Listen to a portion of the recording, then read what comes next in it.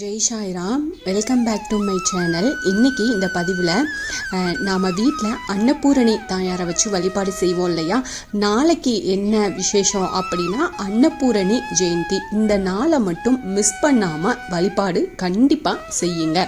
இப்போது இந்த பதிவில் அன்னபூரணி தாயை எப்படி நாம் என்ன மந்திரம் சொல்லி வழிபாடு செய்யலாம், என்னென்ன பலன்கள் கிடைக்கும், அது எல்லாத்தையும் இந்த பதிவில் நான் ஷேர் பண்ணுறேன். காசி நகரின் பிரதான தெய்வமாக வழிபாடு செய்யக்கூடிய அன்னபூரணி அவதரித்த நாளையே அன்னபூரணி ஜெயந்தியாக கொண்டாடுறோம். உணவு தானியங்களின் தெய்வமாகவும் தானிய லக்ஷ்மியாகவும் விளங்கும் அன்னபூரணியை அன்னபூரணி ஜெயந்தி அப்படின்னு எப்படி வழிபாடு செய்யணும், என்ன மந்திரம் சொல்லி வழிபாடு செய்யணும், அன்னபூரணியை வழிபாடு செய்கிறதுனால என்னென்ன பலன்கள்லாம் கிடைக்கும் அப்படின்னு இந்த பதிவில் நாம் தெரிஞ்சுக்கலாம். இந்த பதிவை முழுசாக ஸ்கிப் பண்ணாமல் பாருங்கள். நிச்சயமாக உங்களுக்கு ரொம்ப பயனுள்ள பதிவாக இருக்கும். அதுக்கு முன்னாடி என்னோடய சேனலுக்கு தொடர்ந்து சப்போர்ட் பண்ணுங்கள். லைக் பண்ணுங்கள், ஷேர் பண்ணுங்கள், கமெண்ட் பண்ணுங்கள், மறக்காமல் சப்ஸ்கிரைப் பண்ணுங்கள், பெல் ஐக்கானை கிளிக் பண்ணுங்கள்.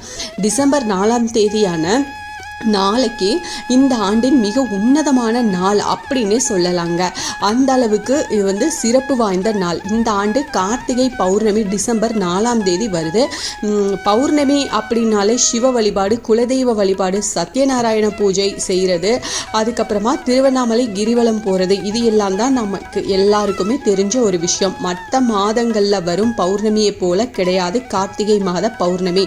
அதுலேயும் இந்த ஆண்டு கூடுதல் சிறப்பு வாய்ந்த நாளாக இது நமக்கு அமைஞ்சிருக்கு. இந்த நாளில் நாம் செய்யும் சில எளிமையான விஷயங்கள் கூட நம்முடைய 10 தலைமுறைக்கு பலனை கொடுக்கக்கூடியதாக இருக்கும். இந்த டிசம்பர் 4ஆம் தேதியான நாளைக்கு கார்த்திகை பௌர்ணமி மட்டும் கிடையாதுங்க. இந்த நாளில் பெருசாளுக்குரிய பஞ்சாத்திர தீபம் ஏற்றி வழிபாடு செய்கிறதுக்கான ஒரு நாள்னு சொல்லலாம். இது மட்டும் இல்லாமல் நாளை உயிர்கள் வாழ்றதுக்கு ஆதாரமாக இருக்கக்கூடிய உணவின் தெய்வமாக பார்க்கப்படும் அன்னபூரணி தாயாருக்கு அன்னபூரணி ஜெயந்தி முப்பெரும் தெய்வர்களும் ஒருங்கிணைந்த வடிவமாக திகழும் தத்தாத்திரேயர் ஜெயந்தி, பயம் மற்றும் தீமைகளை அளிக்கும் தெய்வமாக பைரவி ஜெயந்தி, இது எல்லாமே ஒரே நாளில் சேர்ந்து வருதுங்க.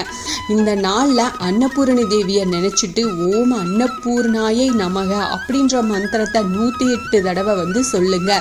அதோட ஏழைகளுக்கோ இல்லைன்னா பசியோடு இருக்கக்கூடியவங்களுக்கு யாருக்காவது ஒருத்தருக்கு இந்த நாளில் உணவு தானம் செய்யுங்க.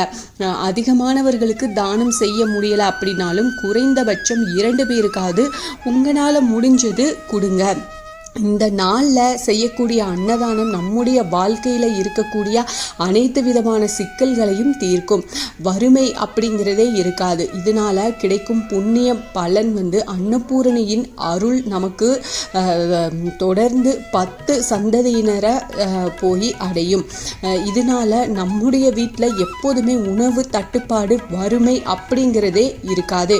வீட்டில் அன்னபூரணியோட படமோ இல்லை சிலையோ இருந்துச்சு அப்படின்னா அதுக்கு மஞ்சள் குங்குமம் தொட்டு வச்சு அலங்காரம் பண்ணி பூக்களால் நல்லா அலங்காரம் பண்ணிக்கோங்க. சமையலறையை சுத்தமாக தொடச்சி அங்கே அன்னபூரணியின் படம் அல்லது சிலையை வச்சு பூஜை செஞ்சு வழிபாடு செய்யுங்க. அன்னபூரணி தாயை மனசார வேண்டிக்கிட்டு என்றைக்கும் நம்முடைய தலைமுறைக்கே அன்ன தரித்திரம் ஏற்படக்கூடாது அப்படின்னு பிரார்த்தனை பண்ணிக்கோங்க. அதே போல் தத்தாத்திரேயரை நினச்சி ஓம் குரு தத்தாத்திரேயாய நமக அப்படின்ற மந்திரத்தையும், பைரவியை நினச்சி ஓம் ஹ்ரீம் பைரவி தேவியை நமக அப்படின்ற மந்திரத்தையும் எத்தனை தடவை உங்களால் சொல்ல முடியுமோ அத்தனை தடவை சொல்லி வழிபாடு செய்யுங்க. இதனால் நிறைய நன்மைகள் உங்களை சேரும். நீங்கள் நினைச்ச அனைத்து நல்ல விஷயங்களும் நடக்கும். நம்பிக்கையோட இந்த வழிபாடை செய்யுங்க. நிச்சயமாக நல்ல பலன் உங்களுக்கு கிடைக்கும். இந்த பதிவு உங்களுக்கு ரொம்ப பயனுள்ள பதிவாக இருக்கும் அப்படின்னு நான் நம்புகிறேன். இதில் ஏதாவது சந்தேகம் இருந்தால் எனக்கு கமெண்ட்டில் கேளுங்க, நான் பதில் சொல்கிறேன். என்னோடய சேனலுக்கு தொடர்ந்து சப்போர்ட் பண்ணுங்கள். லைக் பண்ணுங்கள், ஷேர் பண்ணுங்கள், கமெண்ட் பண்ணுங்கள், மறக்காமல் சப்ஸ்கிரைப் பண்ணுங்கள், பெல் ஐக்கானை கிளிக் பண்ணுங்கள். இது போல் எனக்கு தெரிஞ்ச ஆன்மீக பதிவுகளை உங்ககிட்ட நான் ஷேர் பண்ணுறேன். Thank you friends. மீண்டும் அடுத்த பதிவில் சந்திப்போம்.